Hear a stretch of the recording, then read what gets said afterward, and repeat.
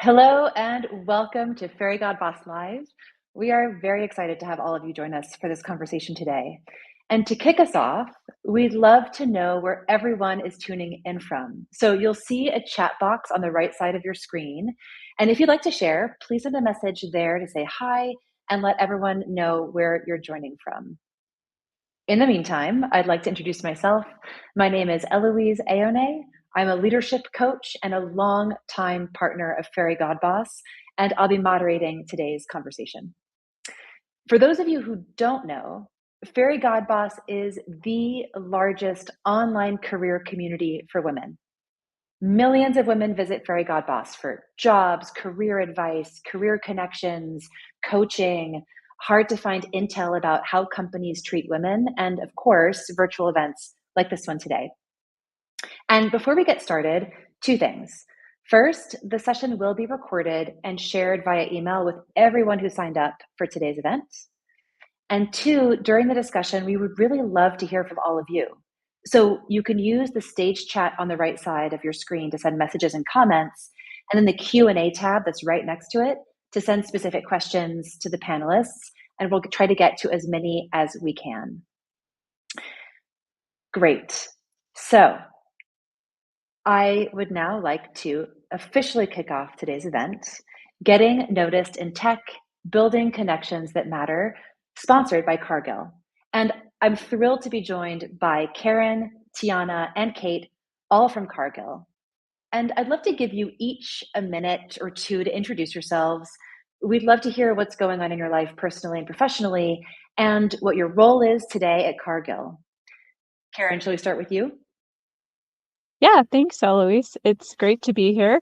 Hi, everyone. I'm Karen Giampolo, and I'm a Senior Technology Director at Cargill, where I lead the technology across supply chain, transportation, and procurement, and had previously led efforts across our product implementation as well. I've spent my career kind of at the intersection of technology, transportation, and people. And what really drew me to Cargill is the chance to apply modern digital and data capabilities to work that really matters. Personally, I'm a mom of four. I have three boys, and I have an eighth grade daughter who's the youngest, who they have taught me a lot about flexibility, resilience, and grit. So thanks, Eloise. Yeah, thank you, Karen. Tiana, how about you? Thanks. Hey everyone, my name is Tiana Morganfield. I'm actually a senior application developer here at Cargill. I also live in Atlanta, Georgia. So, a little bit about me and my role. I actually support the HR application on a platform called ServiceNow. So, think about your first touch point with the company. Usually, you go through onboarding and have documentation to fill out. I supported application here like that at Cargill. Um, I am also a part of the early careers program. So, I do take a lot of time, outside of my regular work to make sure our interns and new staff that are joining out of college get a warm welcome to Cargill. My previous experience, I did come from consulting, 5 years of consulting. So now I'm here and I've been with Cargill for about a year now. Great. Thank you, Tiana. How about you, Kate? Wrap it up for us for the introductions. Hey everyone, I'm Kate. I'm a senior talent acquisition consultant supporting our digital technology and data teams here at Cargill.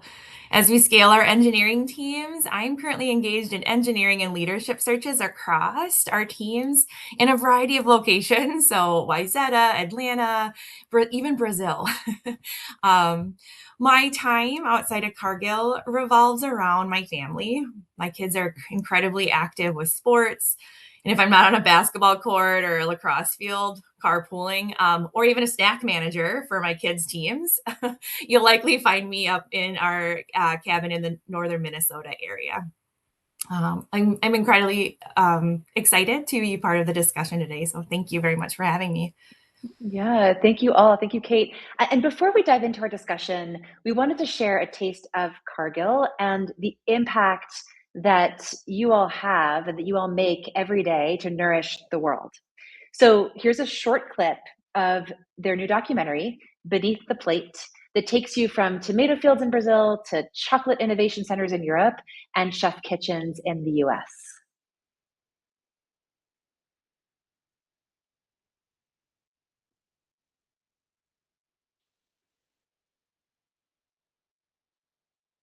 Drum roll, drum roll, drum roll.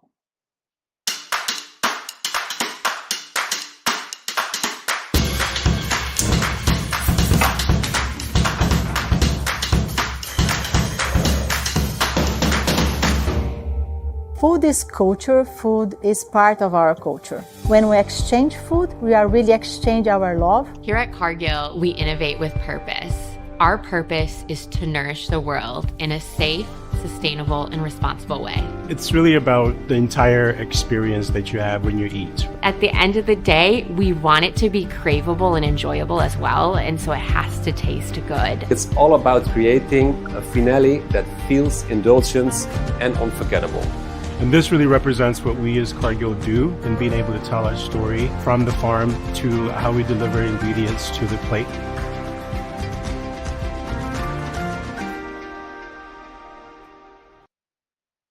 Nice. And for those of us just tuning in, a quick reminder before we go into questions.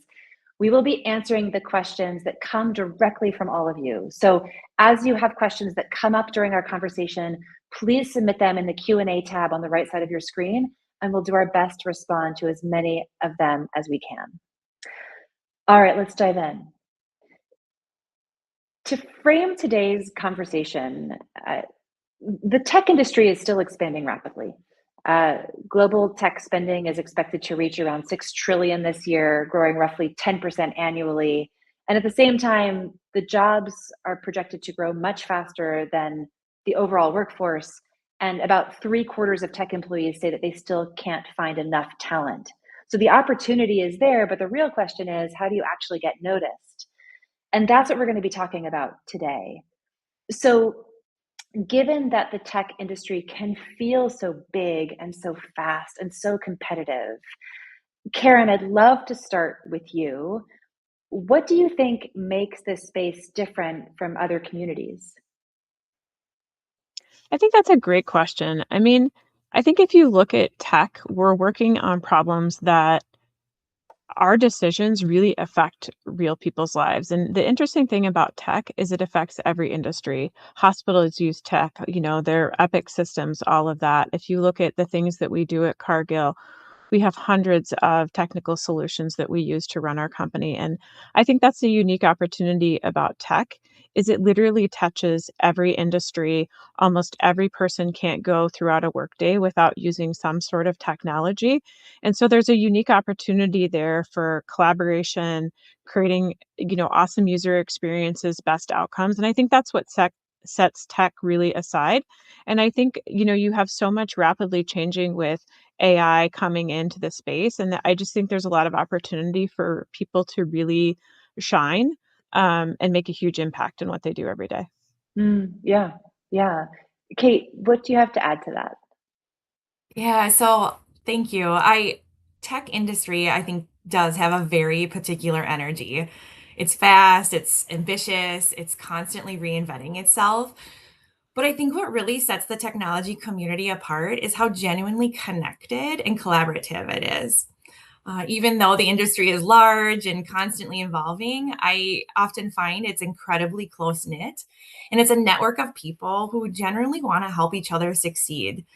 So in certain searches or engagements I'm helping to support, I find often that there are common connections with teams or there's common connections within a network. And so I think that really sets apart the technology industry from some of the others.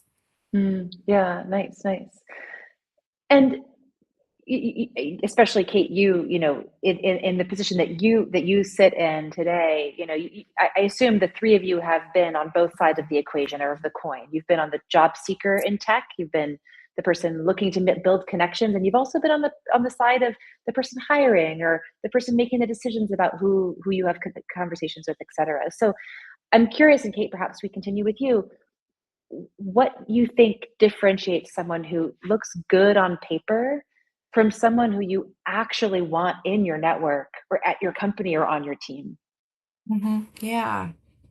Well, a resume, a LinkedIn profile, or even a GitHub repository can share a lot about skills and job titles, experiences, or projects. So all the shiny highlights, to help align a conversation and give us a baseline.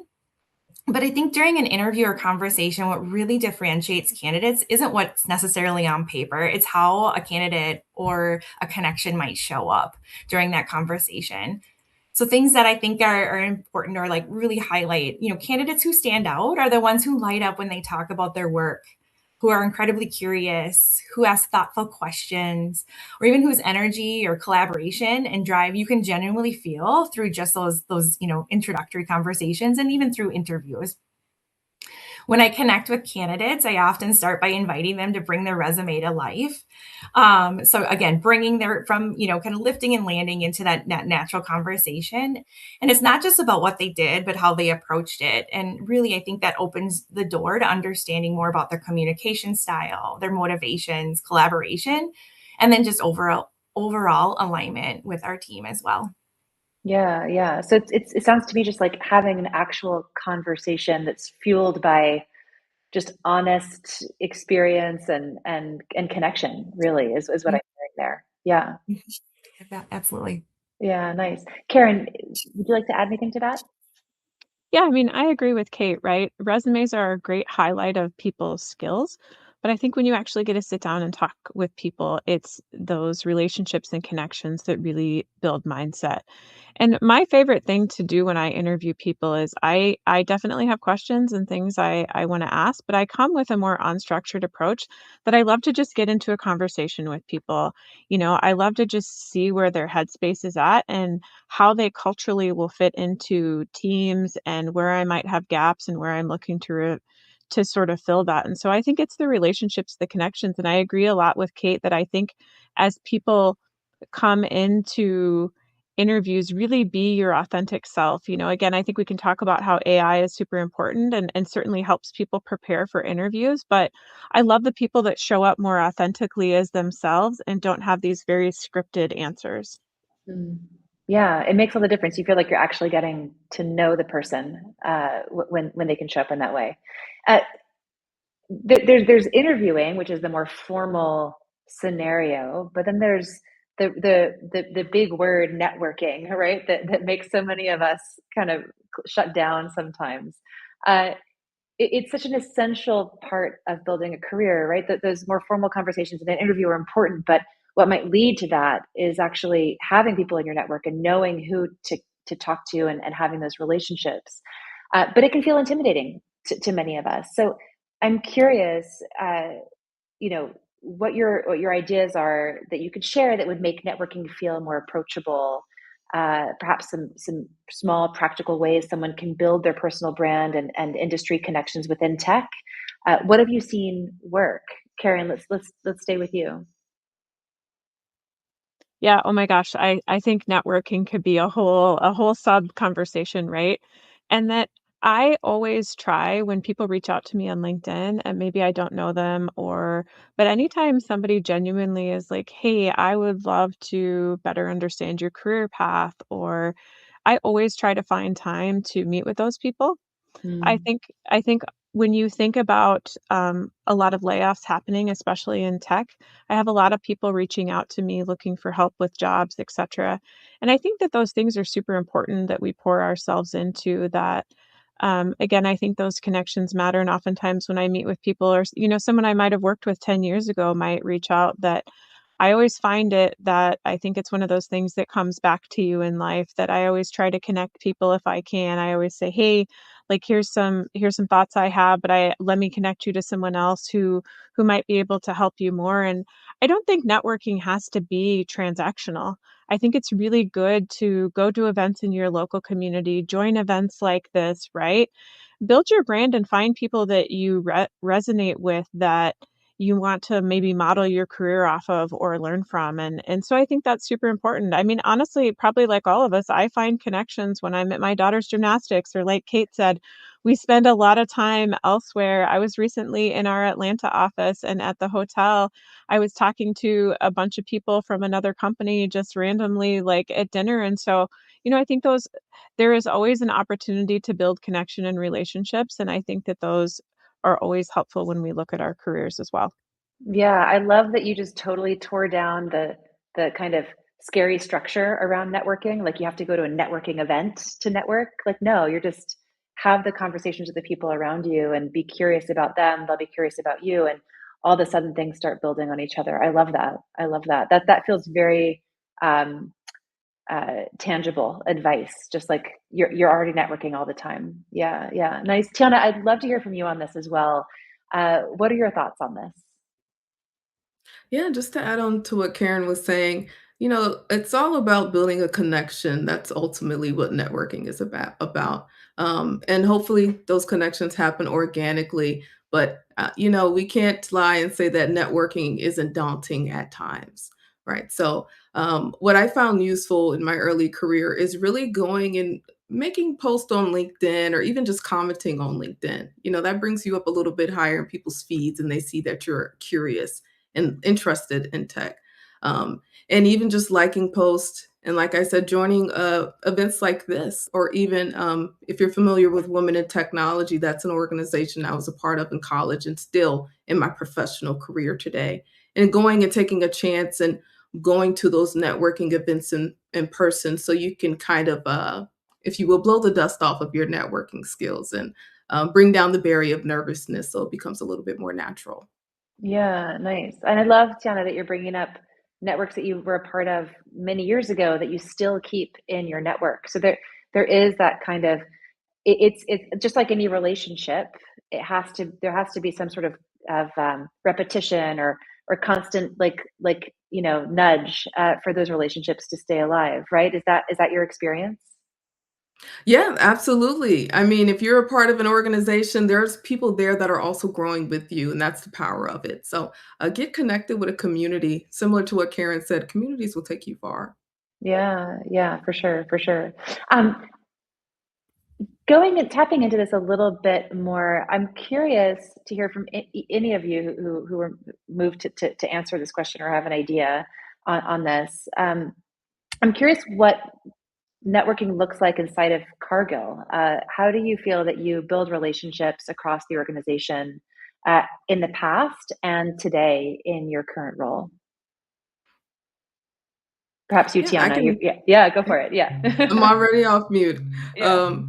So in Cargill, there's plenty of organizations, professional organizations that you can be join in and really have a seat in at the table. So, for instance, I'm a part of the early careers org at Cargill and also Ebony Council. So, early careers in technology is something that's a principle that is very important to me that I grew up on. So, I wanted to make sure that was a part of my professional journey. Mm, And also seeing that the Atlanta office is new to the market here in Atlanta, just opened in the last year. Everyone there has a very open, really a very open, I'd say, personality and are interested in getting to know someone. So you may pass by someone in the elevator lobby and they're like, "Hey, what's your name? What are you working on?" So even mm. just those small moments that you can incorporate into your day, it resonates and you get to learn a lot more about Cargill very quickly. Yeah, yeah, and that knowledge is power, right? Just those little conversations can really lead you down different paths. And my next question, Tiana, perhaps you can build off of this, unless you've shared everything that's come to mind already. But I'm curious if you can think back to moments that have moved your career forward in small or big ways, right? It's not always these big, tremendous steps that actually make the difference. It's these smaller, incremental ones. I'd love to hear what the external or internal connections or communities were that really were the most impactful for you. So you've mentioned a few of them already. Perhaps you can like double click on one of those or tell us a little bit more about that. Yeah, for sure. I've brought up wit many times, and I bring it up because that is actually where my professional journey started. Nice. While I was in college, I went to a networking event with industry partners, and they were looking for interns there. So it was an opportunity for students to come in and talk to professionals from local Atlanta companies. So just off of being available and at that event, a staff member that I knew at my college actually introduced me to a woman that landed me my first internship that I needed for a class. So Nice. it was just as simple as being available, open, and letting my nervousness go and allowing me to go there. That really kicked off my career as an early professional. Yeah, nice. I mean, the nerves are gonna be there, right? You're young, it's new, Absolutely. you don't even know, like, the vocabulary, right? But you went and you did it, and it worked out. I love that. Thank you. Thank you. Yeah. Karen, how about you? Do you have internal connections, communities, or moments where you look back that really made a difference in your career trajectory? Yeah, I mean, I think there's a number of them. I have always been involved with interns at every company I've ever worked for, and I think especially as you get farther along in your career, I always tell people that intern season in the summer is my favorite. It brings so much energy and passion in life, and I love to soak that up, and that's where I think sometimes relationships are very much so a two-way street. I would say some of the most impactful ones for me are various women in tech communities that I've been involved at different companies I've worked for. I think those are a great way to meet people that you may not interact with as regularly. I also am, I think taking responsibility for our own career is super important and reaching out to people. Every company I've ever worked with, I've always found people that I admired and said, "Hey, would you be willing to spend half an hour with me once a month or every 2 weeks," or whatever the cadence is? I would love your advice. I'd love to be able to, different mentors are for different things. And I always say there's a difference between mentorship and sponsorship. Mm. Um, and I think both of those are super important. And I think sometimes you have to find the people that, you admire and you see yourself in, and ask them if they're willing to spend time with you. And I assume that most of the time, unless they have a really good reason, they say yes.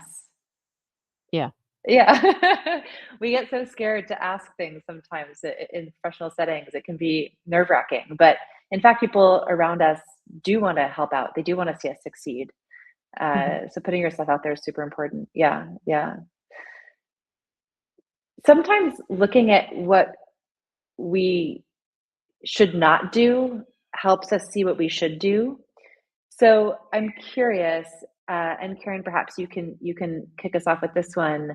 I wonder if there are any faux pas that got you noticed, but for the wrong reasons in your career that you can identify and share with us.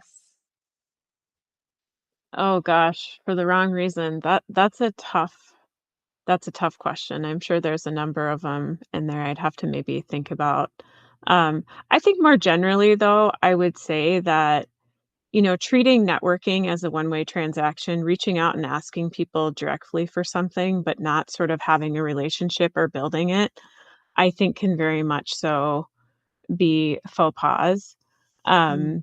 I also think sometimes that I have seen at companies where there's like fireside chat or coffee chats. I think sometimes maybe people are eager to make a really big impression and they monopolize the entire time to kind of like highlight all of their skills and talk about all the things that they're doing when there, might be 40 other people in the room wanting to ask questions. And so I think just being mindful about that of how you represent yourself, it really is your personal brand. Mm. And be thoughtful and conscientious, I think, about being proud of the work you do. I think especially for women, at times we tend to minimize our impact or undersell ourselves. Um, but have kind of the awareness of the situation to do it in the right ways so that um, it feels more authentic to people rather than just pushing an agenda. Mhm. Yeah, yeah, yeah. We've all experienced that situation where people are pushing their agenda rather than being open and listening and curious. That's a good one to keep in mind for sure. Kate, how about you? I see you've unmuted yourself.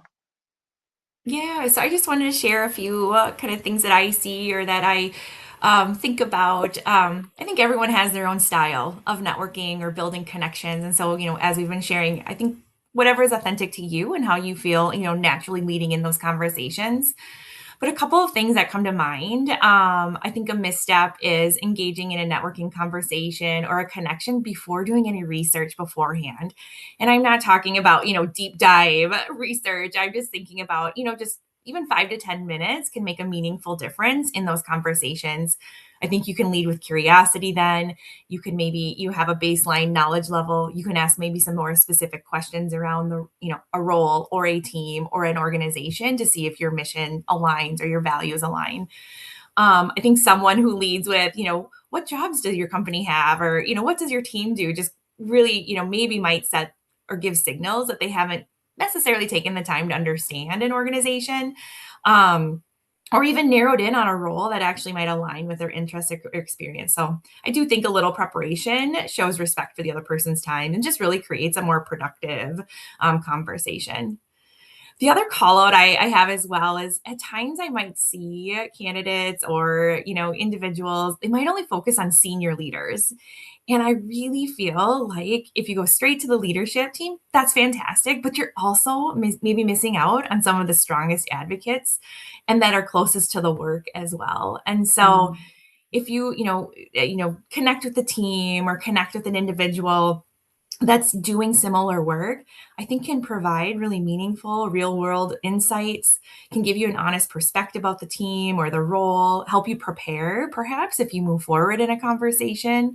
But I just think that really can also create a really strong, authentic connection, not only for now, but, for future as well. Yeah, for sure, for sure. Yeah. Tiana, I see your head nodding. Do you want to add anything to that? Yep, just adding on to what Kate said of reaching out to folks that may be in the role that you're looking for. Actually, I have a few girls from a Girls Who Code event. They reached out to me on LinkedIn. They were like, "Oh, you worked at EY. I'm interested in them. What was the position like? What was the culture like?" So definitely, if you can get a firsthand account, I think that's way more powerful than going and talking to someone that may be in a little bit of a higher role than you. Yeah. That's great. That's great. And you bring up LinkedIn, Tiana. So I see a question in the chat that's about LinkedIn. So I'm just going to zoom over to that really quickly. Nandini asks, many people say LinkedIn networking is important, but getting responses can be challenging. What strategies have helped to build genuine connections that actually turn into conversations or opportunities? Does anyone have any ideas on this? Yes, Karen. Yeah, I think one of the things that's important about LinkedIn community is really I oftentimes, when I have looked for new roles or I'm trying to connect someone, I look for someone that might have a mutual into a company, right? And oftentimes I have asked someone, hey, Kate, can you introduce me to Tiana? And so I think really not being shy about doing that, but then again, being reciprocating that on the back end. And that's how a lot of my connections have been made over time is that people have introduced me or asked me to introduce them. And I think that it's this 7 degrees of Kevin Bacon, right? Like how do we connect to people? And I think over time your network becomes very big by willing to do some of that, specifically on LinkedIn. Yeah, nice. Any other thoughts on like turning that message into a conversation? Yeah, Kate. I was just going to share, I think there are so many individuals that are looking to connect and network, and where I really see people stand out is when they connect their unique experiences and accomplishments to, maybe directly to a role or directly to that connection. So not just saying you're qualified, but clearly articulating how your experience or impact ties to those specific needs, and just really providing that level of clarity. I think there are times where I get people, individuals will reach out to me too. And again, it's about a job, it's about a real time scenario. And it's hard, to make those connections if I don't quite understand maybe what they're looking for or, what, the purpose is as well. So I would just say, be very clear and share your accomplishments as well. And maybe how it aligns to either that connection or what information you're learning, you would like to learn about, or if it's about a role, how you align to the role that they might be working for as well. Yeah. So what I'm hearing you both say is a connection just to make a connection generally doesn't turn into a conversation, but one that, Karen, as you were saying, has like a reason behind it. There's a connection here. There's like we know somebody who's in the same circle, or which is just the natural way for humans to connect through community, through people we know who we know. And then Kate, what you're saying is be clear about why you're reaching out very quickly and do the research, going back to what you were saying before, right? So that you understand the context of the person that you're speaking to. I think that those are great ways to actually turn those messages into conversations, even if it means fewer outreach, right? Fewer, more targeted, clear, right? Yeah, Tiana, I see you shaking your head, nodding your head again. Is there anything that you'd like to add to this? I think Kate and Karen summed it up perfectly. Honestly, pointed questions are always easier to answer than like a generic message, right? I love that. Yeah, a clear, pointed question. Love that. So back to the questions that I have here. And Kate, perhaps you can take us away on this one. I'm curious, given your experience, and especially at Cargill, what would you say is really the most effective way for someone to build connections and show genuine interest when they want to get noticed by a specific company? So we're already kind of talking about that through the lens of LinkedIn. What would you add to that? If there's somebody, let's say in the audience, who's looking for a job and wants that guidance, what would you suggest? Yeah. So I have kind of two thoughts here. I think one, many of us, myself included, at times can fall into a pattern of where we start to build connections when we're maybe job searching or have a specific need. And so I think building authentic connections is ongoing and something that we should just all do over time. Now, we do need to, work through rhythms and kind of incorporate those into, maybe weekly or, monthly types of, routines. But a couple of things. If you have a target company or a connection in mind, one simple strategy is maybe to shift your mindset towards curiosity. So this would be more proactive connections. It's maybe engaging thoughtfully with a company or an individual's content, right? So again, Tiana had shared, you kind of become part of their content, part of their feed, and respond. And maybe it's even sharing insights or perspective on a social post by that individual or by that company. I think there are small touch points like that maybe feel very light and simple, but can help incredibly, with your creating those authentic relationships over time. Mm. Again, kind of what I was sharing before, I think if you're really more in that job search and trying to get noticed by a specific company, I do think it's important to remember that you're likely one of many doing that exact same thing. And so how do you kind of stand out from so many others? And that's really where I think personalization can make a difference. So again, researching the organization, when you reach out to the individual, Karen had already shared this, but make that connection, or maybe there is a common connection where you can ask for some support. Um, Maybe there's an alignment around company mission or values that also resonate with you. But again, it's really standing out and tying maybe, a mission or a connection or an accomplishment that you had that would resonate well with that candidate, or excuse me, that connection, or, Mhm. who that company that you're trying to connect with as well. Yeah, nice, nice. The small little things that maybe not don't lead immediately to a conversation, but you become a familiar face. You become part of the conversation in a larger sense. That's wonderful. Thank you. Tiana. Yeah, I would say just to add on, if you have a company that you have your eyes on and you know you want to roll there, I would say you should go to every event that is applicable to that role. Um, so, for example, in Cargill, there's an early careers program for interns and new graduates. So, we just had a 3-day Ignite event that happened a few weeks ago. I would have, if someone was interested or if I was in your shoes, I would have been at every day of that event.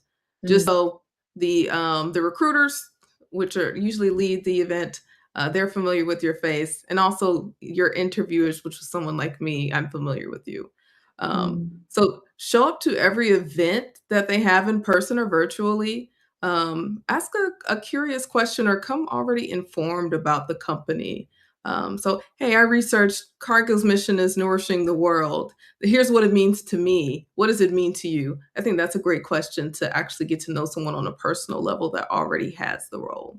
mm, Um, Now, I'll even give an example how I landed my first job out of college. I went to a job fair in the fall, the year before I graduated, kept in touch with the recruiter in the spring, and actually, she reached out to me in summer, and I interviewed in the fall and got an offer. So, just those simple connections of really reconnecting with people and keeping the conversation going can mm. really have echoes. Yeah, yeah, and I'm so curious, Tiana. So, because that those timelines can feel uh, sometimes like you're not in control, right? The people who are looking for work, it's so often it's like, oh, well, I did this thing and but then you don't know what the timeline is of somebody coming back to you and reaching out to you, et cetera. Beyond that initial meeting, right, or that first time you talk to somebody, what are some of the strategies that you've used to follow up and to nurture those relationships? And perhaps sometimes you didn't, and sometimes you did, right? But I'm curious what that looks like, because it can't just be that one time, I assume. Yeah. That's right. So I would say when I was going after my first job at EY, I went to the job fair that they had, went and met the people that are there. They're usually have a job title like me, like in consulting, and maybe like technology consultant, and you get a firsthand exposure to talking to someone in the role you're pursuing. So I would go to that. I went to that job fair, actually connected with the recruiter. She was like, "Oh, we're actually not looking for your level right now." I was like a junior. They were looking for seniors. She's like, "But I'll reach back out to you." And I mean, I took it upon myself to go ahead and email her and say, "Hey, Emma, it was great talking to you. Just wanted to keep in touch. Do you still have a role open? Are there any events that I need to be aware of, or any job fairs that you all will be making a presence at?" And through that, she was able to tell me, "Hey, reach out to me in the spring."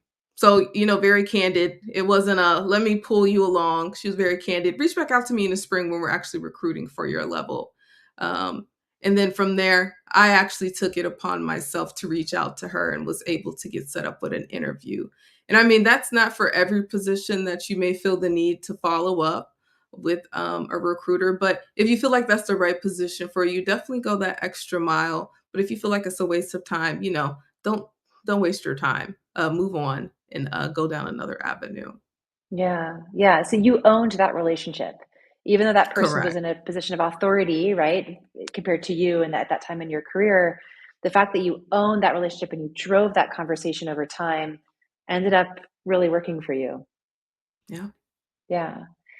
Kate, I'm curious, in your shoes, any thoughts that you have on this around nurturing relationships or being perhaps on the receiving end of somebody who, or many people, I'm sure, who want to build relationships with you.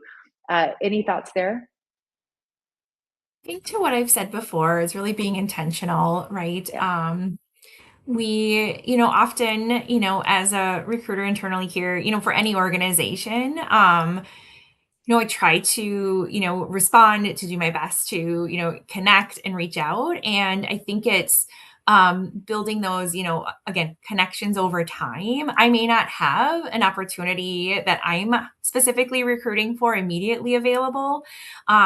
But there are times where I have a preview into other roles and, that are supported here as well. And so again, if I'm not that person that is recruiting for the role, just having that intention around here's what I can bring and here's the value and here's what I'm looking for, I can quickly then shift that, connection or make an introduction into, I would say, a recruiter internally here, maybe a Cargill, or I have a connection, I have a network outside of Cargill as well. And so there have been times where I just, great talent, I want to make sure that they're finding a home as well or making connections with others that I might have from former companies or former connections that I've made along my, career journey as well. So again, it's just really around that intention and I try to support as best I can and really give back to my community or my network as well. Yeah, nice. Thank you. Thank you. That's great to hear. I have a question that's like shifting gears slightly, specifically because the focus of today's conversation is within tech. I'd love to hear or for you to discuss Cargill's focus on digital and technology and the innovation being driven to appeal to tech-savvy audiences within your organization. Any thoughts on that to share with our audience today? Yeah, I mean, I would say that Cargill is deeply invested in technology and data as a strategic enabler, right? Not just supporting a function. I mean, our teams work in product models, they're super close to the business, they're using modern engineering, data, cloud, and AI capabilities to solve real problems, right? And if you look at kind of the state of the world, there's a lot of things that we have to respond to very quickly. And so it's super important that our teams are um, able to pivot quickly, right? They have the agility to do that.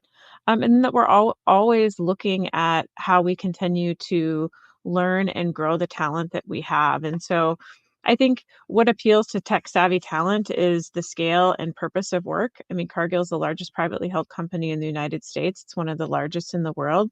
Interestingly enough, though, especially like in our Atlanta office, we're continuing to build brand. It's a company that a lot of people haven't heard about. And how do we continue to message like the cool things that we're solving inside? And you really get to apply a lot of, modern technology and very complex situations and solutions. And so I think that's one of the things I really love about Cargill. Mm, yeah, thank you. Thank you. Kate or Tiana, do you have anything to add to that? I think the thing I would just share again is, really around technology as an enabler, but it also, we are growing, but we're also looking for individuals that want to grow with us as well, Mm, right? So, excuse me. I think with that, it's around that growth mindset, being curious. I think as a technologist, technology changes frequently. And so we will continue at Cargill, I think, to also, right, evolve and continue to modernize and continue to bring in new tools and technologies. And so I think it's really around having that growth mindset as well when you join Cargill or any organization as well in technology. Yeah, yeah, yeah. Great. Tiana, anything to add? Yeah, just to add, I mean, the industry that Cargill is in literally is nourishing the world, right? So when you think about it from an HR perspective, it goes all the way to folks that are in our plants. Or even there's a plant in Newnan, Georgia, where they make and cut different sections of beef. So, you know how quickly they can get their question answered about benefits, or if they're having a baby, or if they need to take a leave of absence. Tech is really just the foothold into improving anyone's life that's connected to Cargill. If Mm, we're thinking about from a finance perspective and procurement, going and having and handling those invoices and checking statuses of where a bushel is and how long it will take to get to a plant. Those are real impacts that impact real people.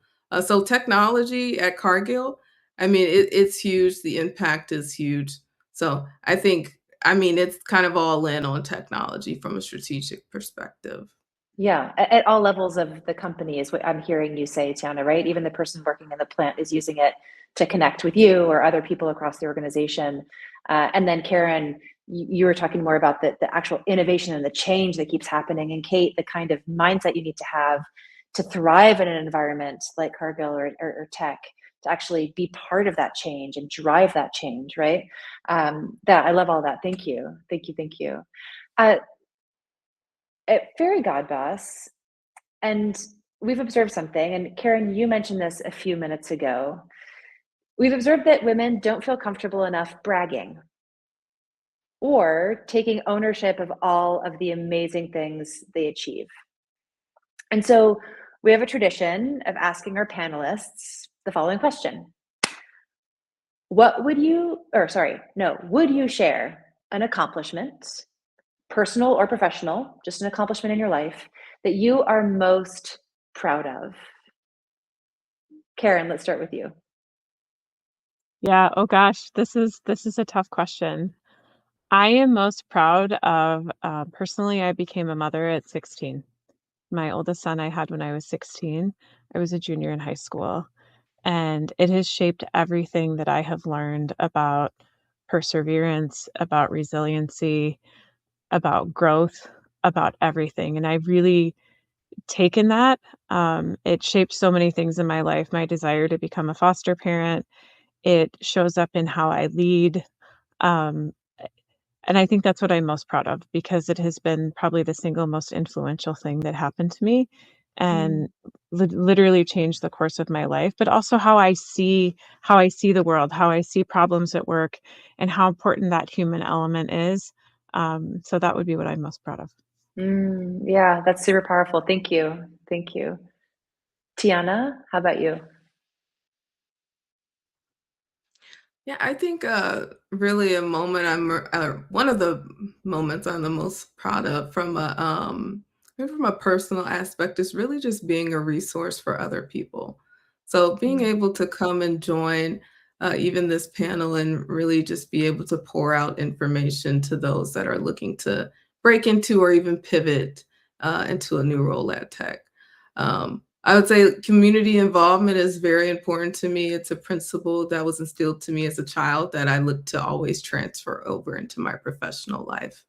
I mean, even outside of work, I am a part of like a health organization that provides financial assistance to families that are affected by sickle cell disease, which nourishment of your body is very important when you're dealing with any type of illness. So I think having that personal connection and being able to connect that also in my professional life is really a proud moment or highlight for me.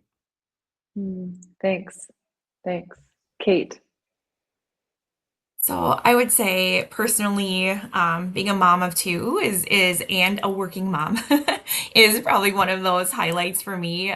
Balancing all of the things and trying to show up authentically, both at work and at home. But I have to share that today, being on this live event and webinar and sharing back is really a highlight professionally for me as well. So I'm so appreciative of being able to represent Cargill, represent our talent acquisition team here, and just, really overall just give back to the community and help to share some of the knowledge that I've gained throughout my journey as well. Super meaningful. Yeah, I love that. And what I love that I hear from the three of you coming out of a discussion about tech and how tech is such an important part of what we do at Cargill and all of that, the three of you just talked about humanity, about connection, about community, about not forgetting the people at the center of decisions and success, right? And so that's just a testament to the three of you, but also I assume the culture at Cargill, right? Really, leveraging technology, yes, but also putting the community, the people, the humanity first, which is so powerful. We have one more question for the three of you. And you can take your time answering this or answer it short, whatever feels right. We have a little time. Sometimes we don't really pause and look back at our career. We're just, we have mothers in the room here, right? You just have to be in the moment, or we have people who have a lot, you have a lot going on. We don't pause and look back. But if you were to pause right now with us and look back at your younger self, Tiana, you mentioned when you were coming out of college, but it could be at any point in your career or in your life. And you could talk to that younger woman and give her some advice, given what you know today as a professional. What would that advice be? And if you want to add on the impact that would have had, if you had known that earlier, feel free to do so. Tiana, let's start with you. Yeah, I think the advice I would give my younger self is really in simple terms, girl, do it scared. I I think it would have saved me a lot of time, it would have saved me a lot of time from procrastination and even ruminating on a decision before I went ahead and just made it. Probably could have just failed fast, right, like I do in my everyday job. Mm. But with anything new, there needs to be change, whether it be a change of action, a change of your time commitment, or even like a change of your mindset. So I would tell myself, don't be afraid to try new things. Admit that I don't like it and switch gears to find what I really do love. Mm. Yeah, be a little more fearless. It's so scary though. It can be so It scary. is, right? Easily said. Yeah. Kate, how about you? I think a similar theme to Tiana, I would just say believe in yourself. I think earlier on in my career, and I mean, even maybe times now, I often, I wouldn't apply for that role, or I wouldn't raise my hand for the opportunity, or not ask the question because I was, had the imposter syndrome, or maybe didn't think I was quite as qualified to answer that question. However, I have found over time that I might have been, the right fit for that role. I might have, asked a question that helped clarify or lead a team into, or, a project into a different, more successful route or path. Um, so I guess, my motto is just why not? Put yourself out there. Why not? Believe in yourself, and good things will happen. And if they don't, those are lessons too, right? And so if you have if you maybe don't get that role that you want, you're getting feedback, you're grabbing lessons and learning along the way so that you can continue to evolve as well. Yeah, so wise. It's so wise. It really is, right? It's just take that chance. You don't know if you're going to get it unless you put yourself out there. Yeah, yeah, yeah. Totally. Karen. Definitely echo what Tiana and Kate have said, but I also think don't shrink and don't blend in, right? The things that make you different are why you are where you are, and they're often your greatest strengths. And sometimes that can feel scary, right? Working at different companies, every company has its own kind of culture, and I think that can feel scary, but um, growth doesn't come from playing it safe, right? And so I think taking the risks and really being able to show up as you are. And I also think be authentic. Again, I think as women we try to blend in.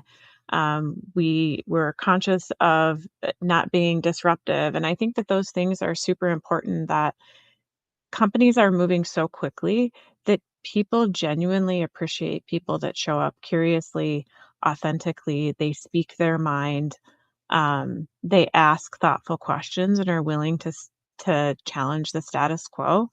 Um, I think are super important. And I Mm, think I wish people would have told me that when I was younger. Um, it would have, I think, made a huge difference because I think often what we do is it takes us years to find our more true self at work. And I would love to empower people, especially people earlier in their career, to feel more confident about that earlier on. yeah, yeah. And thank you. There's a theme here that I'm hearing from these answers. And if I may ask one follow up to each of you, I'm so curious, what does that look like for you, given what you just shared for each of you? What does that look like in the moment today when it's still a little hard and you maybe still doubt yourself? Like, do you talk to yourself? Do you just start talking? Like, what does it look like to overcome that fear or that shyness or that whatever it is today? Kate. Yeah, I would say I have built myself a small little, community of Kate advocates maybe, or, when I'm feeling maybe not um as confident. I reach out to those individuals. They know who I am. They knew my true self, and they know the value that I bring in, day-to-day conversations or interactions. And so just really leaning on those that know me best. Kind of have that little, army of folks, that really help self promote myself, help myself and promote myself as well. Yeah, and change your mindset if you're feeling like Yep. you're in the Right. wrong space. Yeah, yeah, yeah. Oh, I love that. I love that. Lean on the people around you. Yeah, yeah, yeah. Tiana? Yeah, usually these days for me, it looks like a deep breath, a prayer, and probably a ping to one of my mentors or my boyfriend, like, "Hey, am I crazy?" Or so a little reassurance definitely helps a lot for me. Hmm. Yeah. Yeah, yeah, nice. And Karen? I think it's a lot of things, right? I think it depends on the situation, but I think it's self-talk, right? I think it's how we talk and think about ourselves. I also think it is that network. Like so many people reached out today as I shared this on LinkedIn. They're like, "I'm tuning in. I'm so excited. You got this. I'm super excited to hear part of your story." Like, and I think that that matters, and it circles back to some of the things we talked about earlier in this call about connections matter. Is that you have those cheerleaders that I think even if you've left companies and you've moved on, that you always stay connected to, that text and are always rooting for you. And I think we need both. I think we need to build the self-confidence in ourselves and hype ourselves up, but I think the connections also matter a lot, knowing that people are there for you and have your back and are championing you. And so I think it's both. Yeah. Beautiful. Thank you, Karen. That was so perfectly said. So perfectly said. Uh, Thank you to the three of you Tiana, Kate, Karen, for all the insights and the personal stories and the details and the actionable advice that you shared today. So helpful and inspiring. I loved getting to know all of you, and I know that everyone who tuned in did as well. And thank you for everyone who tuned in, who asked questions, and got inspired today with these wonderful women. As a reminder, we'll be sending out a recording of today's event. So if you ever need to re-listen to any of that advice or get inspired by these women again, you get to do that by rewatching the video. And we'll also send some resources to learn more about opportunities at Cargill. In the meantime, be sure to check out Cargill's profile and jobs on Fairygodboss, because you can see everything there that you need to know about opportunities that are currently open. We'd also love to hear your feedback. We always try to improve future events, so please head to the Typeform link that we sent in the chat and share your thoughts in a minute survey. That would be super, super helpful. Tiana, Kate, Karen, thanks again so much for being here and for your time today. We look forward to seeing you again soon here at Fairygodboss. Bye, everyone. Thanks for tuning in.